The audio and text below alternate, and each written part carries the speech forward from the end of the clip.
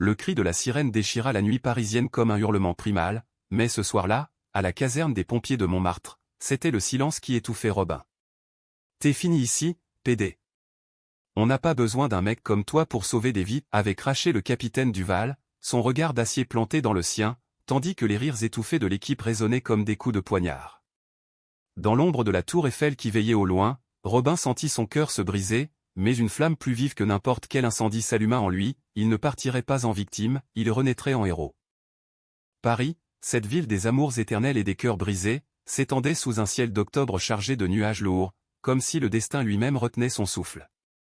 Robin Moreau, 32 ans, pompier depuis une décennie, avait toujours porté son uniforme comme une seconde peau, fier de plonger dans les abysses du chaos pour en extraire des âmes tremblantes.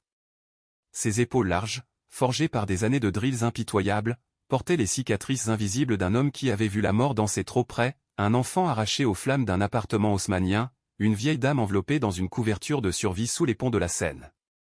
Mais ce soir, dans la salle de débriefing au mur jauni par la fumée, ce n'était pas le feu qui le consumait, c'était la trahison de ceux qui l'appelaient frère. Tout avait basculé 3 jours plus tôt, lors d'une intervention banale dans le Marais, ce quartier vibrant où les drapeaux arc-en-ciel flottaient aux fenêtres comme des promesses chuchotées. Robin avait sauvé un jeune homme piégé dans un bar en feu, un type aux yeux verts perçants nommé Alexis Laurent, galeriste de profession, dont le corps frêle s'était blotti contre le sien dans l'escalier enfumé. « Merci. Tu m'as sauvé » avait murmuré Alexis en s'accrochant à lui, ses lèvres effleurant presque les siennes dans l'adrénaline du moment. Ce geste, innocent en apparence, avait suffi. Quelqu'un avait vu, murmuré, et le poison s'était répandu comme une traînée de gaz dans la caserne. Il est avec un mec, avait-on gloussé. Comment on peut lui faire confiance avec une bite dans le cul? Le capitaine Duval, un colosse aux tempes grisonnantes et au passé militaire impeccable, avait convoqué Robin dans son bureau ce matin-là. L'air puait le tabac froid et l'autorité rance. T'es un bon élément, Moreau, mais ça. C'est pas pour nous. Les mecs ici, ils risquent leur peau. Ils ont besoin de savoir que t'es des leurs. Pas un déviant. Les mots avaient claqué comme des menottes, et Robin, pour la première fois, avait senti la rage monter, une lave bouillonnante qui faisait trembler ses poings serrés. Il n'avait rien dit, n'avait pas plaidé, n'avait pas pleuré. Il avait simplement hoché la tête, ramassé son sac et quitté la caserne, le cœur en lambeaux, sous les regards fuyants de ses anciens camarades. Dehors, la Seine coulait indifférente, ses eaux sombres reflétant les lumières des bateaux-mouches qui glissaient comme des fantômes amoureux. Robin marcha sans but, ses bottes claquant sur les pavés humides du pont des Arts, où des cadenas rouillés scellaient des vœux oubliés. Il pensa à sa mère, morte trop jeune d'un cancer qui l'avait rongé comme un feu intérieur, et à son père, un ouvrier anonyme qui n'avait jamais su aimer sans condition. Sois un homme, fiston, lui disait-il autrefois. Mais qu'était-ce qu'un homme, sinon quelqu'un qui osait brûler pour ce qu'il aimait? C'est là, adossé à la rambarde, que son téléphone vibra. Un message d'Alexis, je ne t'ai même pas remercié comme il faut. Café? Chez moi, ce soir?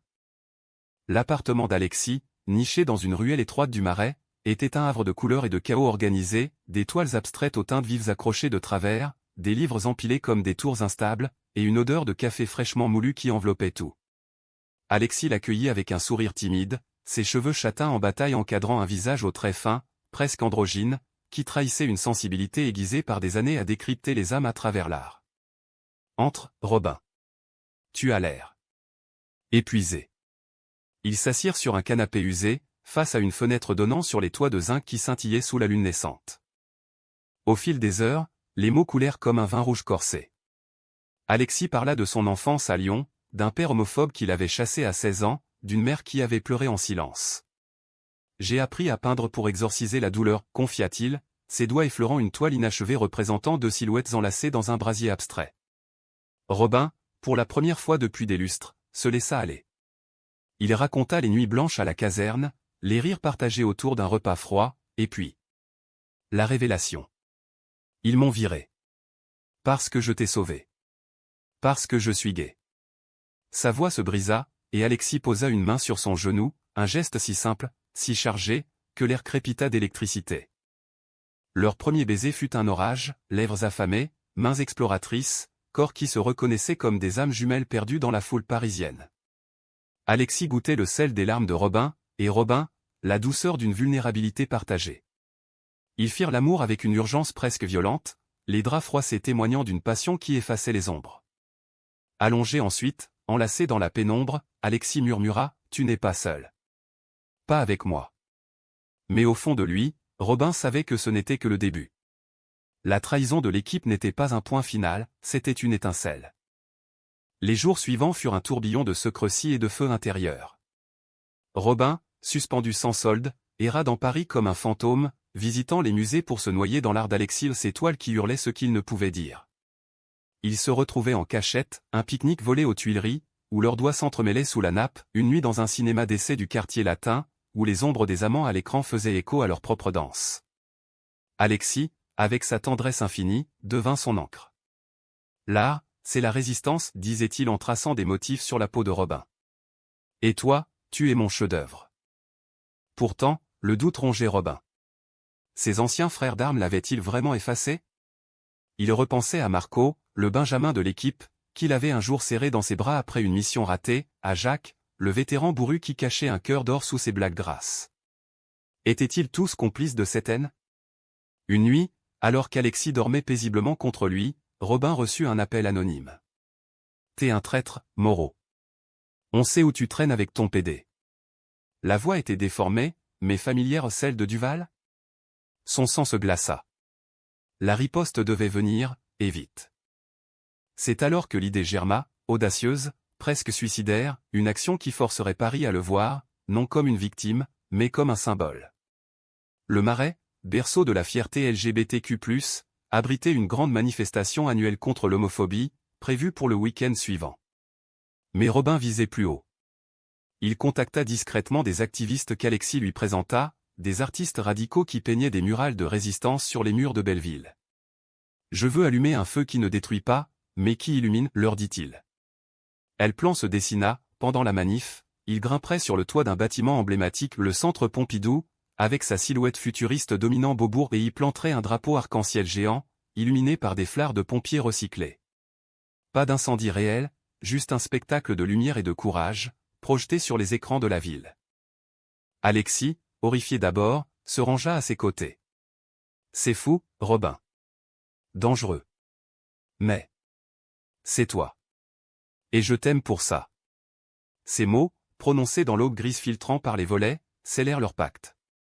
Leur amour s'approfondit dans ses préparatifs, nuit blanche à coudre le tissu multicolore, baiser volé entre deux poings, rire nerveux face à l'absurdité du geste.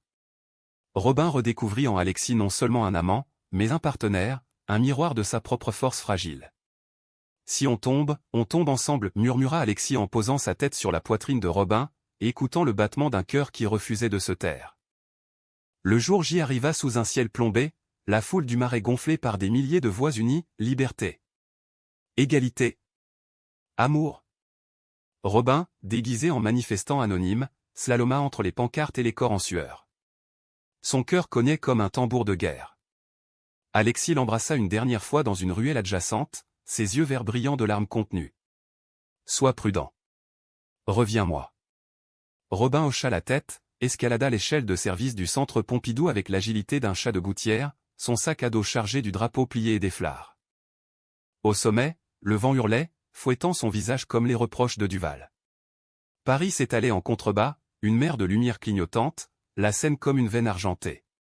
Il déroula le drapeau, immense, ses couleurs vives claquant comme un défi au monde. Allumant les flards à un, il les fixa au coin du tissu, créant un arc-en-ciel flottant, luminescent, visible à des kilomètres. Puis, d'une voix qui portait jusqu'aux caméras des journalistes massés en bas, il cria « Je suis Robin Moreau, pompier de Paris. Rejeté pour qui j'aime, je riposte avec le feu de la vérité. L'amour n'est pas un crime, c'est notre salut. » Le silence stupéfait de la foule explosa en un rugissement. Les téléphones s'activèrent, les flashs crépitèrent. En quelques minutes, l'image de Robin, silhouette solitaire contre le ciel, drapeau arc-en-ciel en feu symbolique, inonda les réseaux, les JT, les cœurs du monde. Alexis, au milieu de la manif, pleurait de fierté, son poing levé vers le toit. Mais le triomphe fut bref. Des sirènes hurlèrent pas celles de la caserne, mais de la police. Duval avait été alerté, et avec lui, l'équipe au grand complet. Ils escaladèrent à leur tour, visage crispé par une rage mêlée de honte. Descends, Moreau. T'es un danger public, beugla Duval, mais sa voix tremblait. Robin, immobile, les toisa. Un danger? C'est vous qui l'êtes. Vous qui laissez la haine brûler plus fort que n'importe quel feu. La confrontation fut un maelstrom émotionnel. Marco, le jeune, fut le premier à craquer, capitaine. C'est pas juste. Robin nous a sauvés plus d'une fois. Jacques, le vétéran, détourna les yeux, marmonnant « J'ai une nièce lesbienne. J'aurais dû. » Même Duval, face au regard inflexible de Robin, vacilla. T'es têtu comme un âne, gamin. Mais. Peut-être qu'on s'est trompé. En bas, Alexis menait la charge, pétition en main, il ralliait la foule, transformant le geste de Robin en mouvement national. Les médias titraient déjà « Le pompier arc-en-ciel défie l'homophobie à Paris ». Les sponsors pleuvaient, les dons pour des associations LGBTQ+ affluaient. Pourtant, la trahison n'était pas finie. Tandis que Robin descendait, menotté pour trouble à l'ordre public, un appel anonyme cette fois confirmé comme venant de l'équipe filtra des détails intimes sur sa vie privée au tabloïd. Le héros gay, amant secret d'un artiste sulfureux. La douleur fut aiguë, comme un éclat de verre dans le cœur. Alexis, interrogé par la presse, tint bon, l'amour de Robin est pur. C'est la peur qui est sale. Libéré sous caution le lendemain, Robin trouva refuge chez Alexis. Leur étreinte fut un baume, corps entrelacés, âme nue. Ils ont essayé de nous briser, souffla Robin, mais on est plus fort. Alexis, traçant des cercles sur son dos, répondit, et on le prouvera. Le scandale enfla, forçant une enquête interne à la caserne. Duval démissionna, rongé par la culpabilité, révélant en privé à Robin, j'ai perdu un fils il y a 10 ans. Il était comme toi. Je n'ai pas su l'accepter. Cette confession, murmurée dans un café anonyme près de la Bastille, fut le pivot, pardon fragile, mais réel. Marco et Jacques devinrent des alliés, organisant des sessions de sensibilisation au sein de l'équipe. Robin fut réintégré, non comme une faveur, mais comme un droit conquis. Son acte audacieux inspira des réformes, formations antidiscrimination dans les services d'urgence, un drapeau arc-en-ciel hissé à la caserne de Montmartre lors de la Pride suivante. Mais au-delà des victoires publiques, c'était l'intime qui comptait.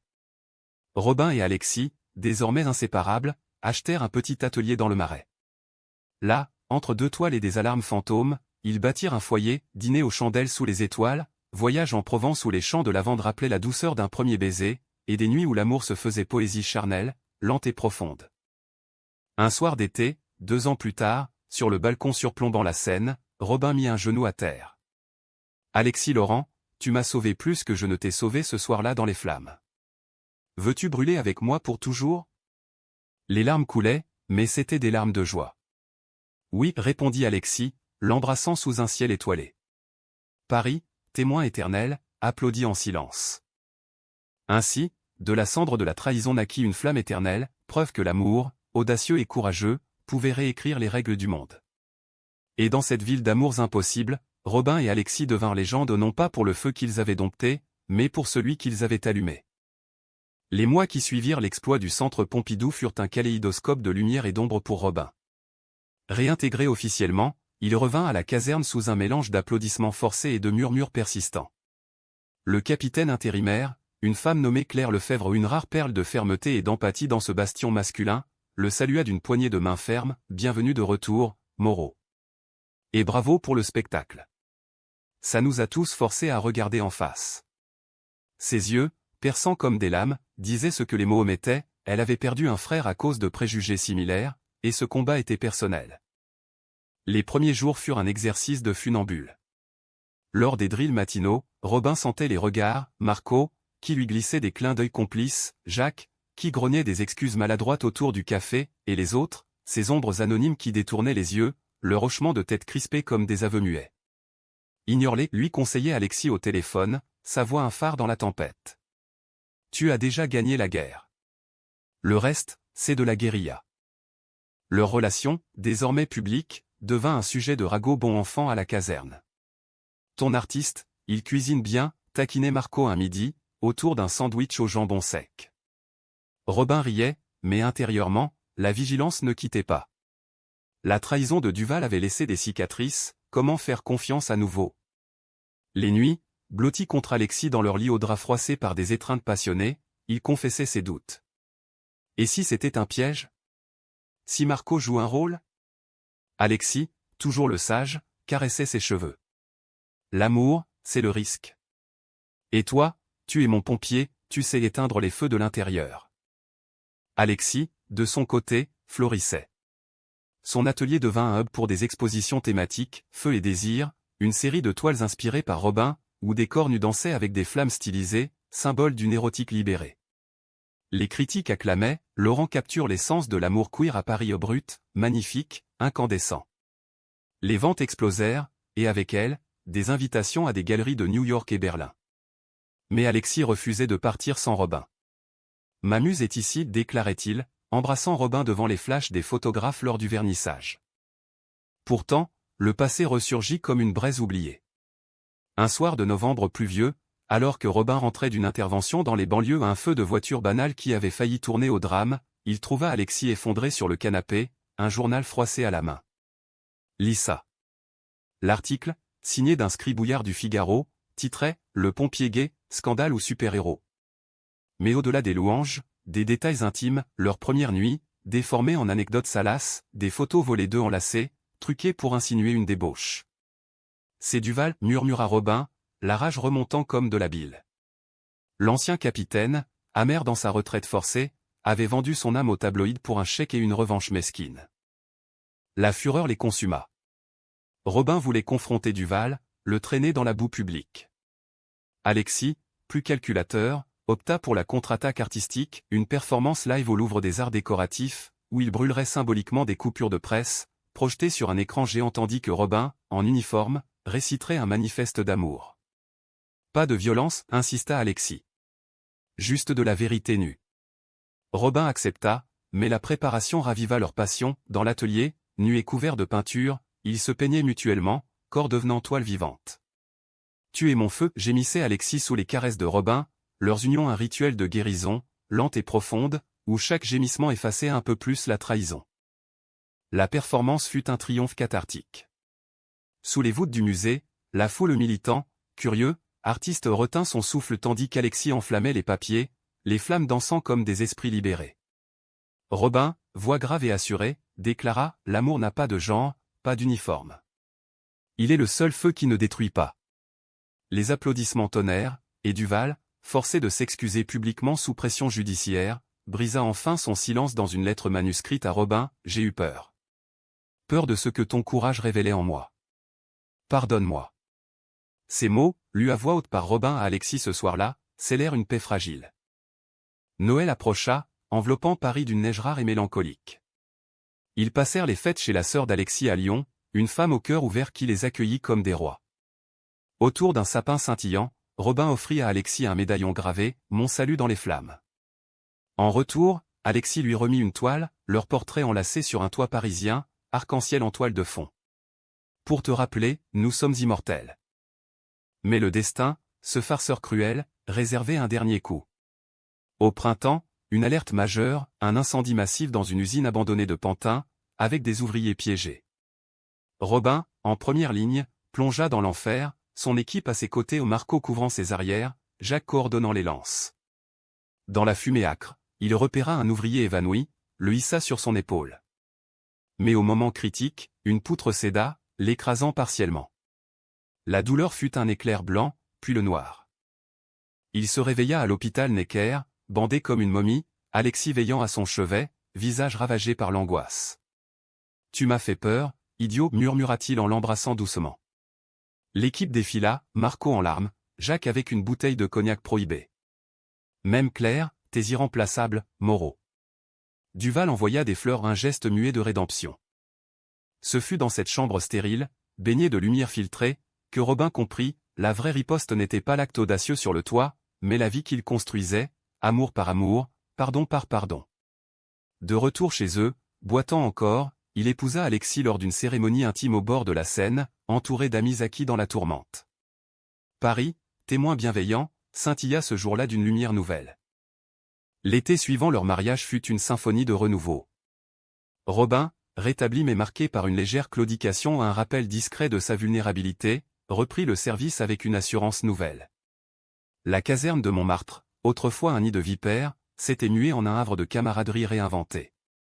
Claire Lefebvre instaura des ateliers mensuels sur la diversité, où les pompiers, forcés d'abord, finirent par partager. Un jeune recrue avoua son coming out imminent. Jacques raconta l'histoire de son neveu trans, adoptant le rôle de tonton protecteur. T'as ouvert les yeux à des aveugles, Robin, confia Marco un soir après un entraînement, autour d'une bière tiède. Et pour ton Alexis. Il a de la chance. Alexis, rayonnant dans sa nouvelle vie d'époux et d'artiste en pleine ascension, organisa une expo itinérante, riposte en couleurs, des œuvres inspirées par le parcours de Robin, exposées de Paris à Marseille. L'étoile pulsait d'émotion, un pompier nu, muscles tendus sous une peau peinte en arc-en-ciel, affrontant un mur de flammes abstraites, deux amants enlacés dans un lit de cendres, Renaissance symbolisée par des bourgeons verts perçant le noir. Lors du vernissage à la conciergerie, sous les arches gothiques qui avaient vu tant de drames humains, Robin prononça un discours improvisé, « L'amour est notre plus grand incendie. Il consume les haines, et de ses cendres, naît la lumière. » La salle, comble, se leva en ovation, Alexis aux premières loges, larmes aux yeux, serrant la main de Robin comme une encre. Pourtant, sous cette surface idyllique, des fissures subtiles apparurent. La célébrité apportait son cortège de ombre, invitation à des talk-shows où Robin se sentait comme un trophée queer, des fans envahissants qui demandaient des selfies pour la cause sans voir l'homme derrière l'icône. Alexis, lui, luttait avec la jalousie artistique des critiques qui le disaient le surfait grâce à son pompier. C'est pas juste, avoua-t-il un soir, effondré sur le balcon, un verre de vin à la main. Robin le prit dans ses bras, leur corps se moulant parfaitement après tant d'intimité. On est plus que nos étiquettes. Laisse-moi t'aimer ce soir. Leur nuit fut un remède, caresse lente, murmure en français ancien, où chaque baiser effaçait les doutes, leur corps fusionnant en une danse éternelle, allaitement mêlé au chant des cigales imaginaires. La vraie tempête frappa en automne, avec l'arrivée d'un nouveau membre à la caserne, Lucas, un transfert de province, beau comme un dieu grec avec ses yeux bleus et son sourire carnassier. Fils d'un général, il incarnait l'archétype du macho, blague homophobe glissée sous couvert d'humour, regard qui s'attardait un peu trop sur Robin lors des vestiaires. T'es le fameux héros gay, hein? Respect. Mais derrière le ton badin, une convoitise malsaine. Robin l'ignora d'abord, se concentrant sur ses missions et une série d'incendies criminels dans les catacombes, où il excellait, flairant le danger comme un chien de chasse. Alexis, sentant le malaise lors d'un dîner d'équipe qu'il avait insisté pour organiser, confronta Robin, ce Lucas. Il te mate comme une proie. Robin rit, mais le doute s'insinua. Une nuit, après une garde épuisante, Lucas l'invita pour un pot amical dans un bar du Pigalle. Robin, curieux de tendre la main, accepta. Là, sous les néons roses, Lucas se confia, « Mon père m'a forcé à me marier jeune. Mais moi. Je suis comme toi. » Le baiser qu'il tenta fut repoussé fermement par Robin. « Je suis pris. Et fidèle. » Blessé dans son ego, Lucas jura, « T'auras des regrets. » La trahison vint comme un coup de poignard voilé. Des rumeurs se répandirent, Robin draguerait les recrues, compromettant la cohésion. Claire enquêta, mais Lucas avait des alliés ou des anciens partisans de Duval. Pire, des photos truquées d'Alexis avec un autre artiste, circulant anonymement, visèrent à semer le poison dans leur couple. Alexis, dévasté, hurla, « C'est lui. Il veut te briser pour t'avoir. » Robin, furieux, confronta Lucas lors d'un drill nocturne. « Arrête tes jeux tordus. L'amour n'est pas un trophée. » Lucas ricana, « T'es naïf. Dans ce monde, les gays comme nous, on se bouffe entre nous. » Le climax éclata lors d'une intervention majeure, un feu de forêt aux portes de Paris, attisé par un pyromane. L'équipe, déployée en urgence, se retrouva piégée dans un ravin enflammé. Robin, en tête, coordonna l'évacuation, sa voix calme au milieu du chaos. Mais Lucas, paniqué, sabota une lance d'eau, accusant Robin de distraction due à son mec. Le feu gagna du terrain, isolant Marco, gravement brûlé. Dans l'enfer orangé, Robin plongea pour le sauver, traînant son corps inerte à travers les broussailles ardentes, sa peau noircie par endroits. À l'hôpital, tandis que Marco luttait pour sa vie, la vérité éclata. Claire, impitoyable, interrogea Lucas, qui craqua, « Je voulais juste qu'il me voie comme un homme. » Exclu et poursuivi, Lucas disparut dans l'ombre, un fantôme de jalousie autodestructrice. Robin, bandage frais, veilla Marco avec l'équipe. Désolé, frangin, murmura Marco en se réveillant. T'es mon héros. Pas à cause de ça, mais parce que t'es toi. Cette épreuve raffermit leur lien. Alexis, qui avait passé des nuits blanches à l'hôpital, confia à Robin, j'ai eu peur de te perdre. Mais ça m'a montré, notre amour est plus fort que les flammes. Ils se marièrent à nouveau, symboliquement, lors d'une retraite dans les vignes de Bordeaux, vœux renouvelés sous un soleil couchant, leur corps célébrant l'union dans une chambre d'auberge aux murs de pierre, tendresse infinie où chaque toucher était une promesse. Paris, enneigé à nouveau, les vit rentrer transformés. Robin devint formateur, enseignant non seulement le combat au feu, mais la résilience humaine. Alexis exposa une nouvelle série, Cendre et Renaissance, où la trahison se muait en beauté. Leur vie, tissée de drames surmontés, devint un témoignage vivant, l'audace n'était pas un acte isolé, mais un quotidien d'amour courageux. L'hiver 2027 enveloppa Paris d'un manteau de givre qui craquait sous les pas, comme si la ville elle-même retenait un secret fragile. Robin et Alexis, installés dans leur appartement rénové du Marais aux murs blanchis à la chaux, toiles d'Alexis accrochées comme des fenêtres sur l'âme, naviguaient les eaux calmes d'une maturité conquise.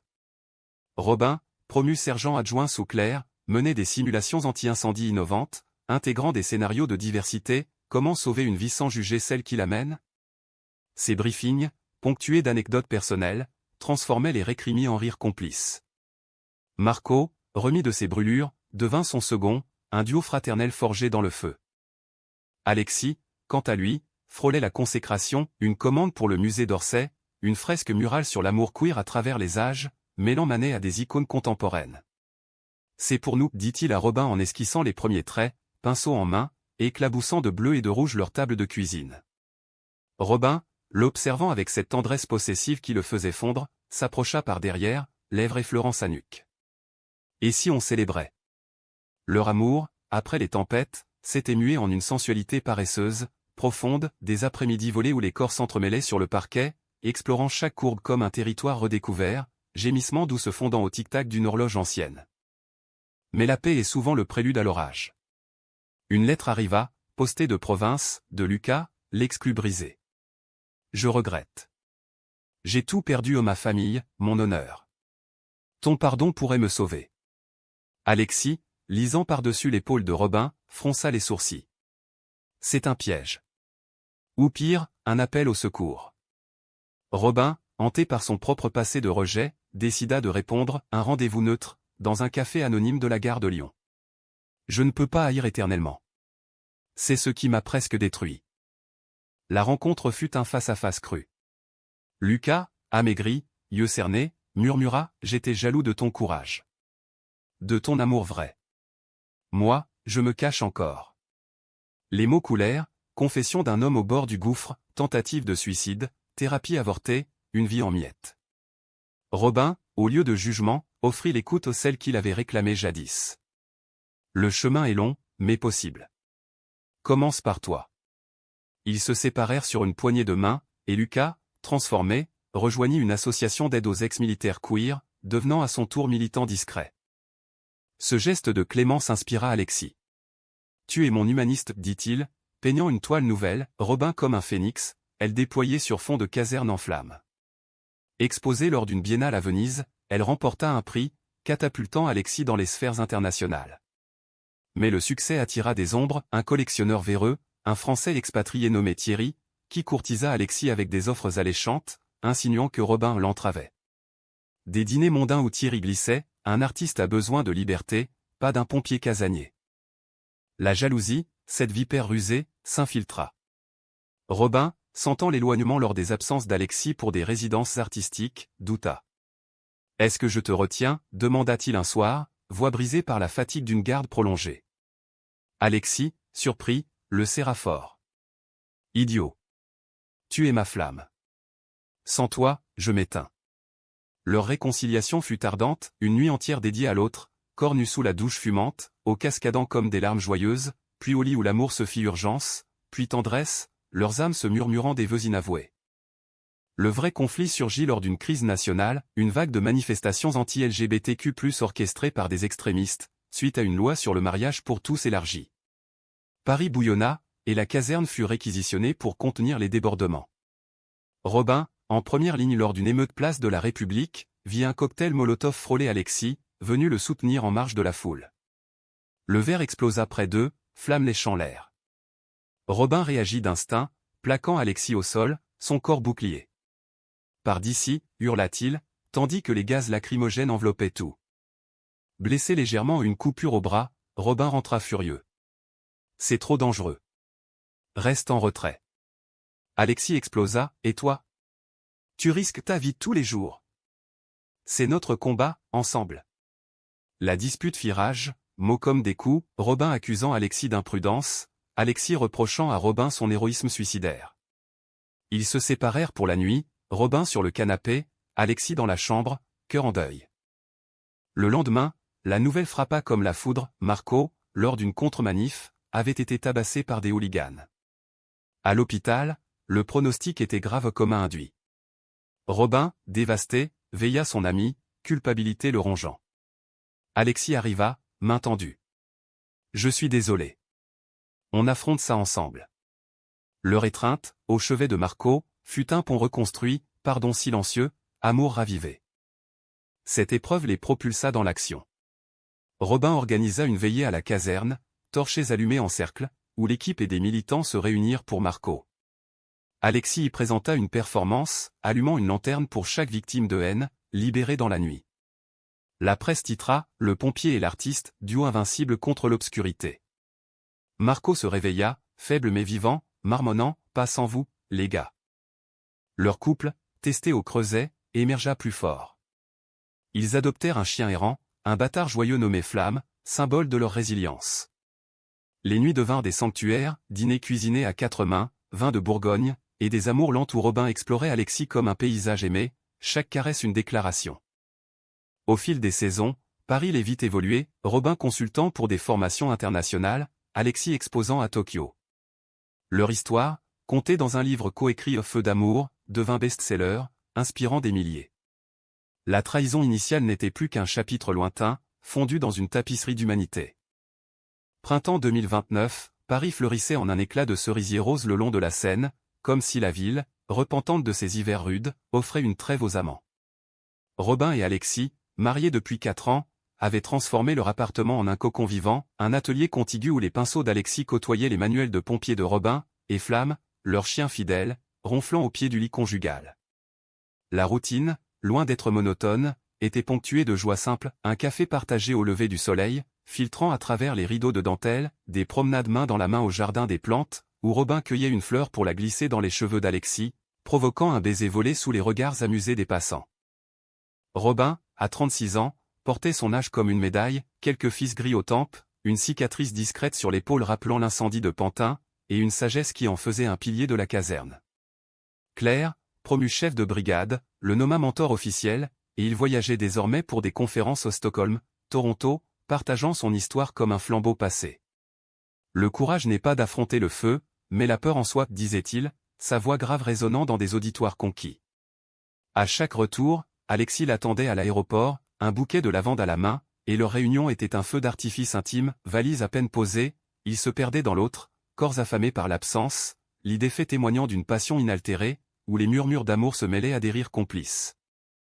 Alexis, à son tour, avait conquis le monde de l'art. Sa fresque à Lorsay devint icône, reproduite sur des affiches de Pride mondial. Une fondation en son nom, Couleur en feu, finançait des bourses pour artistes queer, et il mentorait de jeunes talents dans des ateliers gratuits du 18e arrondissement. C'est toi qui m'as appris à brûler sans me consumer, confiait-il à Robin lors d'un vernissage, toast à la main, yeux brillants sous les spots. Leur cercle s'était élargi, dîner avec Marco et sa compagne, Jacques devenu grand-oncle fier, et même des visites sporadiques de Lucas, réhabilité, qui avait trouvé l'amour en province. Pourtant, le destin, ce conteur impitoyable, réservait un dernier acte dramatique. Lors d'une intervention de routine à un feu domestique dans un immeuble du Belleville multiculturel, Robin se retrouva face à un effondrement structurel. Un plafond s'effondra, ensevelissant un enfant sous les décombres. Ignorant les protocoles, il creusa à main nue, saignant, hurlant des encouragements à l'équipe. Il sauva le petit garçon, mais paya le prix, une côte cassée, et un diagnostic glaçant, un début de troubles pulmonaires chroniques, séquelles des années d'inhalation de fumée. À l'hôpital, Alexis arriva en trombe, visage pâle comme un linceul. « Ne me fais plus jamais ça » sanglota-t-il, agrippé à la main de Robin. Les médecins furent clairs, retraite médicale anticipée, ou risque permanent. Robin, stoïque en surface, s'effondra intérieurement. « Qu'est-ce que je suis sans l'uniforme? Sans le feu ?» Alexis, essuyant ses larmes, répondit « Tu es mon tout. Et on va réécrire ça ensemble. » La transition fut un chemin de croix émotionnel. Robin, forcé de raccrocher son casque, se lança dans l'écriture d'un mémoire, riposte intime, chronique d'un pompier queer, préfacé par Alexis avec des illustrations poignantes. Les nuits étaient dures, insomnie hantée par des sirènes fantômes, où Robin se réveillait en sueur, Alexis le berçant comme un enfant. Leur intimité devint un refuge sacré, bain moussant où les corps flottaient en apesanteur, caresses guéritrices traçant des cartes de tendresse sur la peau marquée, et des unions lentes, presque sacrées, où l'amour transcendait la chair, âme entrelacée dans un silence éloquent. La guérison vint par strates. Marco organisa une cérémonie d'adieu à la caserne, un barbecue sous les étoiles de Montmartre, où l'équipe leva des verres à notre phénix. Claire lui remit une plaque commémorative, pour Robin Moreau, sauveur de vie et d'âme. Duval, vieilli mais réconcilié, assista en retrait, hochant la tête en signe de paix finale. Alexis, de son côté, surprit Robin avec un projet fou, un centre communautaire dans le Marais, maison du feu, alliant art-queer et formation au premier secours, financé par leurs œuvres cumulées. L'inauguration fut un triomphe humaniste. Sous un ciel d'azur, Robin coupa le ruban, Alexis à ses côtés, flamme tirant joyeusement sur sa laisse. La foule aux anciens collègues, artistes, famille arc-en-ciel applaudit, et Robin prononça « De la trahison est née la vérité. De la douleur, l'amour. Et de l'amour, un monde meilleur. » Ce soir-là, dans leur lit, ils firent l'amour avec une gratitude infinie, corps synchronisés en une valse éternelle, climax partagé comme une explosion de couleurs, suivi d'un sommeil paisible, enlacé. Des années passèrent, et Paris, immuable témoin, vit Robin et Alexis vieillir en beauté, cheveux grisonnants pour l'un, rides d'expression pour l'autre, mais des yeux toujours pétillants. Ils devinrent grands-oncles honoraires pour les enfants de Marco, contant des histoires de héros ordinaires autour de feux de camp en Bretagne. Leur amour, forgé dans l'audace et le courage, inspira des générations, un film hollywoodien en gestation, des podcasts viraux, mais surtout, des vies changées en silence. À 60 ans, lors d'une promenade vespérale sur le pont des Arts où Robin avait jadis marché brisé, il s'arrêta, serrant la main d'Alexis. « Merci d'avoir été mon feu. » Alexis sourit, l'embrassant doucement. « Et toi, mon salut. » Sous les cadenas rouillés, Paris murmura son approbation, une histoire d'amour qui, rejetée puis ripostée, avait illuminé le monde. Ainsi s'achève le conte de Robin et Alexis au nom en apothéose dramatique, mais en humanité tranquille, preuve que le vrai courage est de choisir l'amour, encore et toujours, face aux flammes de l'adversité.